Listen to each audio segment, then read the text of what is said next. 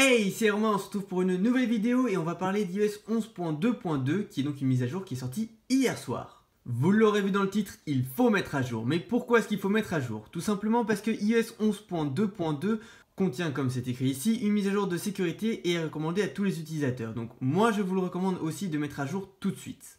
Si jamais vous attendez un jailbreak, que vous êtes en iOS 11.1.2 ou antérieur, c'est-à-dire les versions d'avant, si vous attendez le jailbreak, mettez pas à jour. À vous de voir, enfin, c'est à vous de voir, mais si vous voulez jailbreak, c'est pas une bonne idée de mettre à jour. Si jamais vous êtes dans une version autre que 11.2.2 et que vous n'attendez pas de jailbreak ou autre, vous devez mettre à jour. Que vous soyez en iOS 10, en iOS 11.1, en iOS 11.2, mettez à jour tout de suite. Mais du coup, c'est quoi ce problème de sécurité? En gros, c'est une faille, donc si jamais ça vous intéresse et tout, vous aurez juste à chercher sur internet le nom des deux failles que je vais vous énumérer maintenant, qui sont donc les failles Spectre et Meltdown, qui sont donc des failles propres au processeur, et tous les produits Apple sont concernés. Mais pas seulement les produits Apple. Donc si t'es venu et tu dis ah bah Apple c'est nul, eh bah non mon cher ami, ton Samsung, ton Huawei ou n'importe quelle marque que tu peux avoir est sûrement touché autant que cet iPhone 5S. Du coup c'est pour ça qu'on a iOS 11.2.2 pour corriger ces failles et pouvoir utiliser son iPhone sans avoir peur de se faire hacker.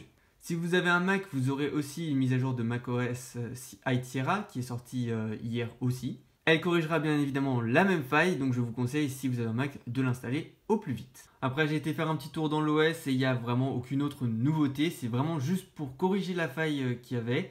Donc installez pour la correction et vous inquiétez pas, les performances sont les mêmes que pour iOS 11.2. D'ailleurs, si jamais tu n'as pas vu ma vidéo sur iOS 11.2 avec toutes les nouveautés qui sont sorties, j'ai fait un résumé complet où je vous montre toutes les nouveautés qui sont arrivées. Il y en a eu pas mal avec iOS 11.2, tu peux aller voir ici.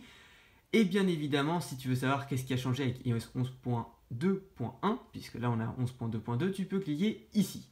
Et pour ceux qui sont en iOS 11.2.5, ne vous inquiétez pas, une mise à jour devrait bientôt arriver. Apple n'est pas du genre à laisser ceux qui sont en bêta avoir des failles. Donc vous aurez une mise à jour normalement ce soir pour les développeurs. Et pour ce qui est des publics en 11.2.5, ce sera ou ce soir ou demain. D'ailleurs, j'en profite pour te dire que si jamais ça t'intéresse de savoir tout ce qu'il y a dans les nouvelles mises à jour qui vont arriver, et ben je teste toutes les bêtas et je te montre chaque nouveauté ici. Du coup, vous l'aurez compris, vous terminez cette vidéo, vous lâchez un like, vous vous abonnez si ce n'est pas encore fait, et vous allez tout de suite dans Réglages, ici dans Général, et vous allez dans Mise à jour logiciel et vous faites Mettre à jour tout de suite.